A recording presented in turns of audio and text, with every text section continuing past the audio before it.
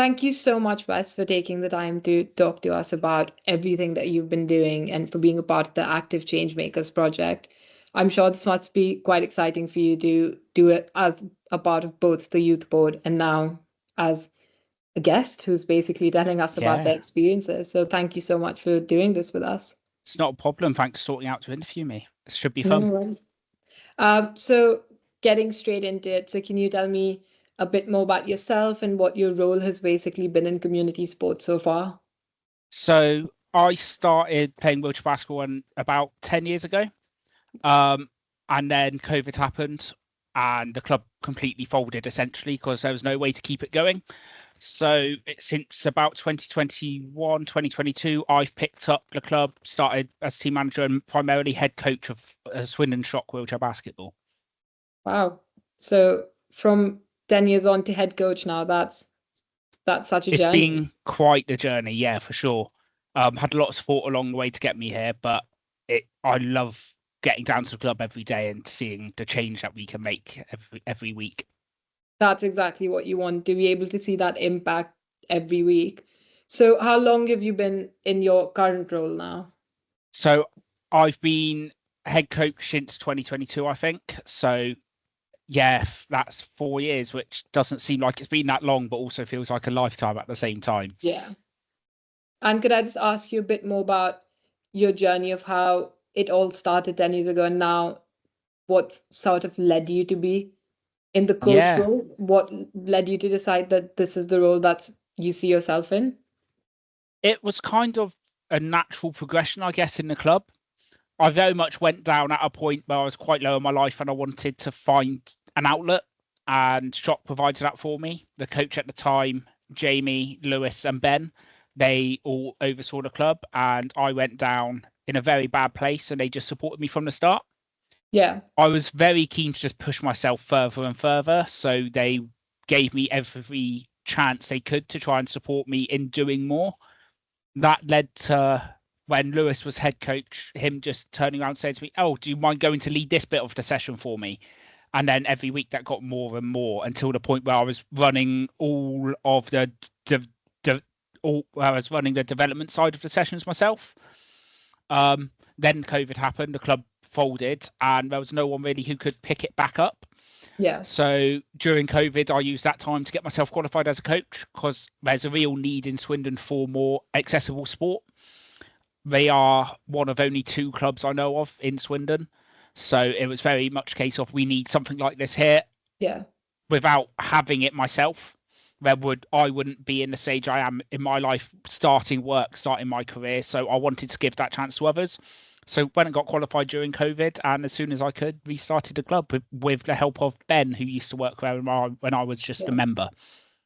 It's very respectful for you that you were basically able to recognize that there's so much like need for that infrastructure in Swindon, and then rather than just recognizing it and letting it be, you actually became a part of the change by getting yourself qualified and putting yourself in that position. I think that's really commendable, and especially Thank do you. it during the times of COVID where it wasn't like how it is now, and there was so much less facilities, so much confusion, and so much basically uncertainty when you did it. So very Hmm.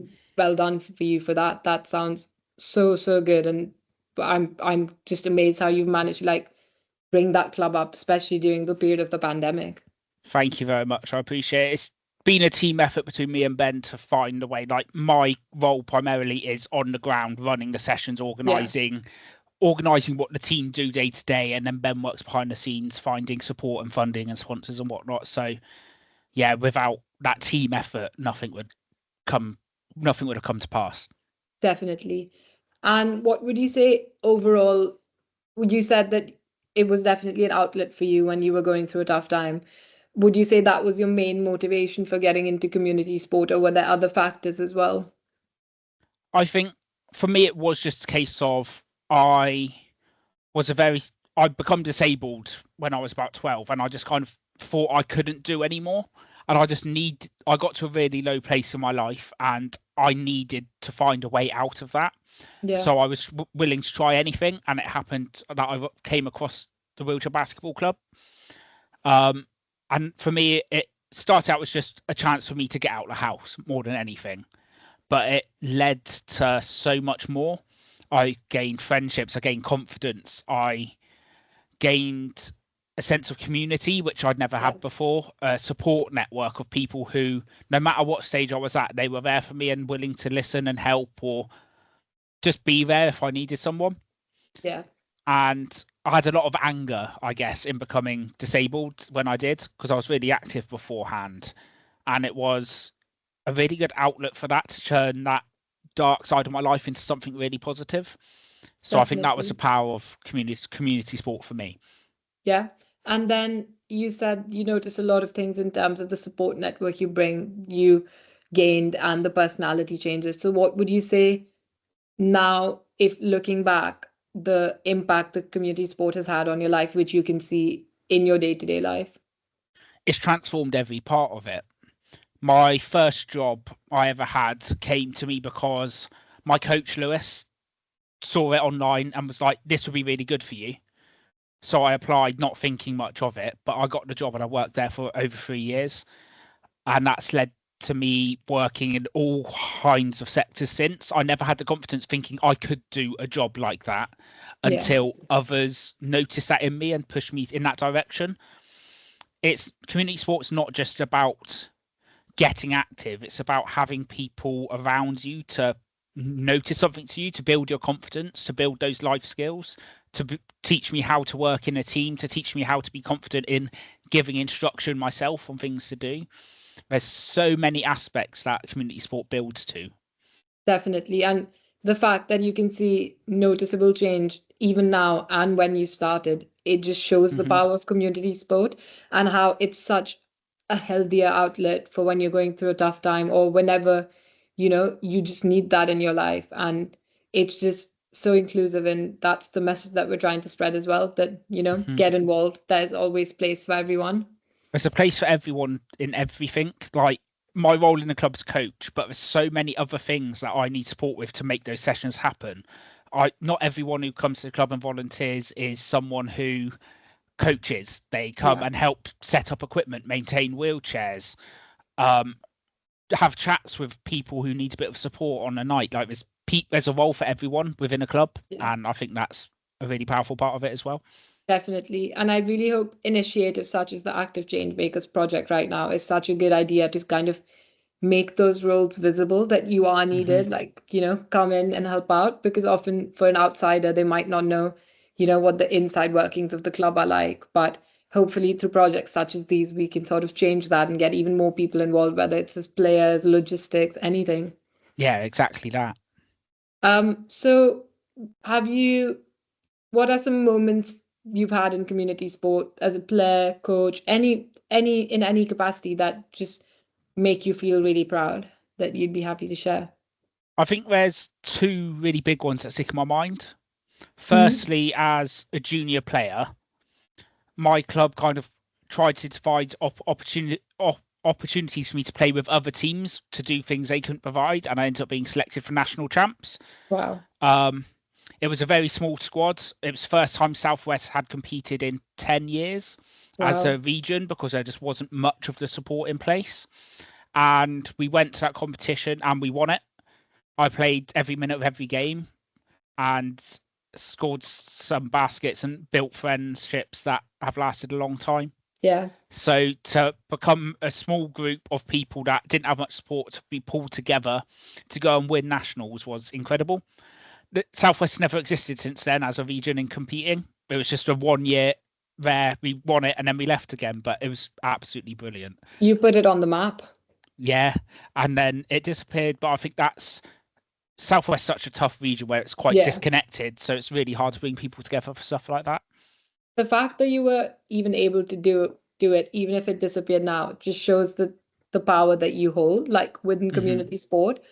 And I can only imagine what the feeling must be being involved in every minute, just winning that at the end. I assume that Yeah, must be it was unmatched. such a hard road to get there. Like none of the games were close matches. We made it hard for ourselves, but I can remember just that feeling of that winning with the team that I'd grown up playing with in junior leagues and stuff, and Yeah, just us all coming together to do that was just such a cool achievement. yeah. And do you find that the fact that you know you're capable of that, and the fact that you've had such, like, moments where you've made your community proud, do you find that it helps you find confidence in other areas of life as well, to be able to channel that like, I can do it, I am capable, I've done it in the past? Yeah, I think World Wrestle has done that for me time and time again. There's so much within the sport I never thought I'd do, including the coaching. I never thought I'd be able to teach someone how to do something. So every single thing within the club empowers me to want to do more outside and just make me realize things that I didn't Yeah. realize I could do before. Yeah, it's such a good tool for self-development, even outside Hmm. of sport. Yeah.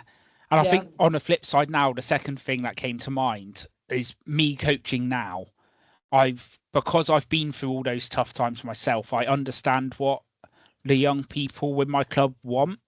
Yeah. There was a person who's joined the club fairly recently who has been in contact with no less than 10 different clubs across Swindon who have all said, no, we can't help you.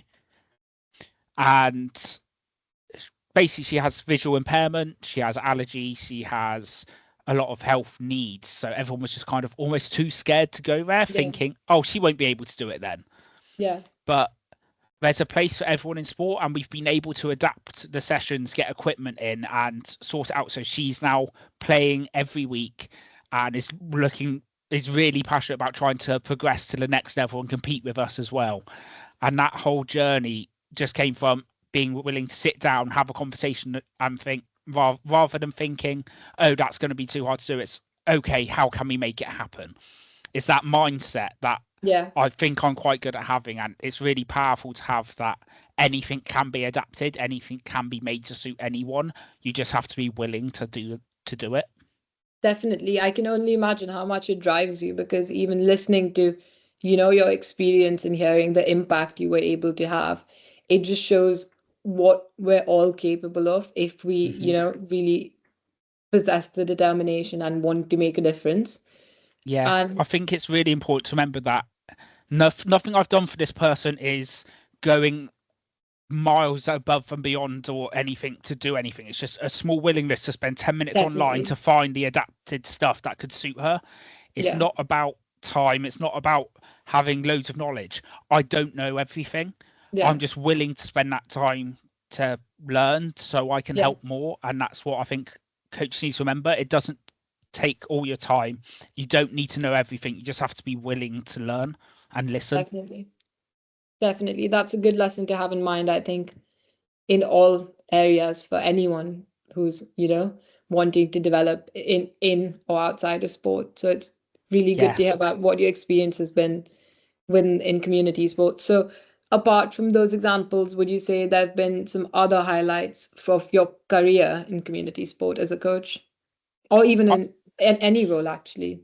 With community sport in general, it's very relevant now. On Monday, I started my dream job working for the organisation I've always wanted to work for as a as a as a as a community development officer. Yeah. Um, Not a chance I could have imagined doing that kind of role before I started in wheelchair basketball. They've empowered me to do so much. My coaches kept pushing me. The person I run a club with now was like, "You'll be great at this," and I've started a job, and it's absolutely brilliant. Um, that's the biggest highlight for me at mind at the minute because it's so recent, but also Yeah. it's so big. It's Yeah. literally the dream I had of thinking there's no chance I can do something like that when I was younger, now becoming a reality. And that confidence to go ahead and do it and believe in myself came from wheelchair basketball. I'm so glad. That sounds so motivating. And just hearing about your entire journey, and I would definitely say, like, that's something that I would see as a big highlight as well, because to get your job with, like, the organization you've always wanted to work with, while also having made such an impact, really shows you the power of community sport. And I'm so glad that that's how it's working for you. But obviously, Yeah. while we talk about the impact and all the positive aspects of it, I like, it's also important to address the barriers and challenges that different communities and people are Hmm. facing. So personally, what would you say have been some of your challenges about working in community sport? I think the way the club got started back up again when I took over is a really big example of that. Venues are so hard to find for disability sport. Unfortunately, using a wheelchair means that you have to have a certain type of playing surface and a certain type of and certain facilities to be able to store equipment and stuff like that. It seems like a little thing, but without finding a home for that, it's a huge challenge. There's a lot of barriers, especially in Swindon, where venues just aren't that readily available nowadays because a lot of them closed during COVID. I think another big barrier is having people realize that they can do things to make a difference. It's so much easier to just dismiss an idea. Like, you want to start up this new club and start coaching people to play hockey who are differently abled, and then just thinking that's going to be too much work, put it to the side. But there's so many people you can make a difference to, and there is so much support out there if you're willing to spend the time to look. It's not loads of extra work, it's just having that time to sit down, look at who's out there. Places like Access Sport are able to help, where people who want to help grow things don't be afraid to ask questions. Definitely. And I appreciate that a lot of the barriers are logistical and problems that you face on a day-to-day basis almost. What do you find helps you overcome these? Do you find that support from your peers, or just basically, as you were talking about, the willingness to help? So how do you find that when you have those challenges where you sort of feel a bit stuck in community sport, what's your go-to way to kind of overcome these and keep going forward? I think the honest answer is pure stubborn determination. I never think of no as an answer to a problem. Yeah. There's always a solution around. It's about being adaptable and willing to fight for something sometimes. There are so many places that told us that they can't house us as a venue when there's absolutely a way they could have done it. Yeah. And it takes a bit of stubbornness, a bit of grit, but anything can be done if you're willing to put that time and work in, and willing to tell people how to change it rather than take their answers at face value. Yeah. Because I think it's easy to have a mindset of this can't happen. It's hard to have that mindset of how do we make it happen? Definitely. And I feel like once again that goes beyond sport as well, to be able to use that mindset and channel into different areas. But it's so refreshing and actually so interesting for me to see what that mindset could do within the power of the logistical side of sport. So the example that you gave before, to be able to actually accommodate, players with different needs, or make changes that other people wouldn't, just because they're a bit worried about or they're a bit scared to. But to do that with, as you said, your determination. I think it's just that willingness to adapt ties it all together. When I started the sport, I didn't feel able to be part of a club or society or group of people, but the coaches there were willing to adapt to support me and build me up and support me going in. The person who has visual impairments that thought they wouldn't be able to play basketball, I was willing to sit there and adapt with them to find a new way to do it. Finding the venue we ended up working with, they were willing to adapt and listen to what we said about how we can make it work. Everything comes to adaptation and being willing to change things to make them work rather than seeing things as a barrier.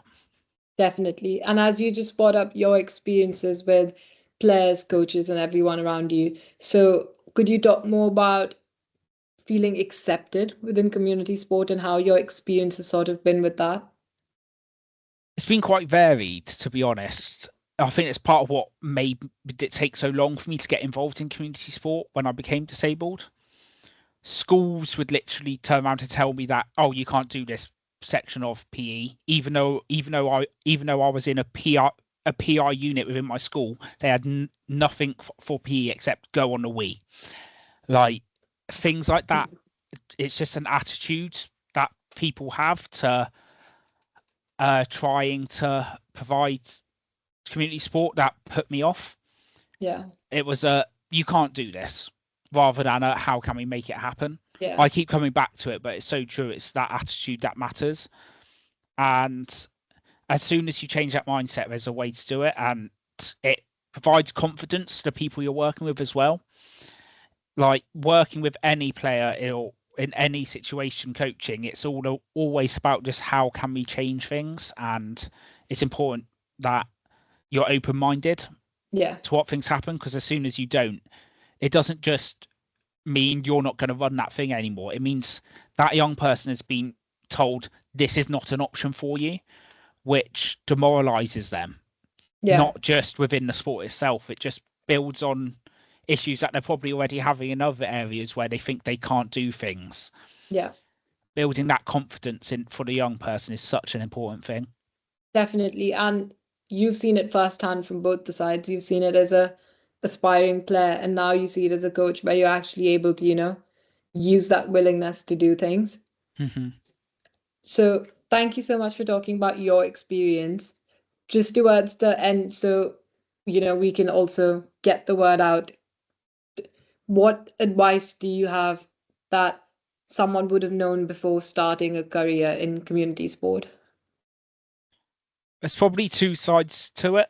The first one we've spoken quite a bit about, but be willing to adapt, be willing to change, be willing to listen to new ideas, or to listen to the challenges and think with a how can we change this, not a that's not possible attitude.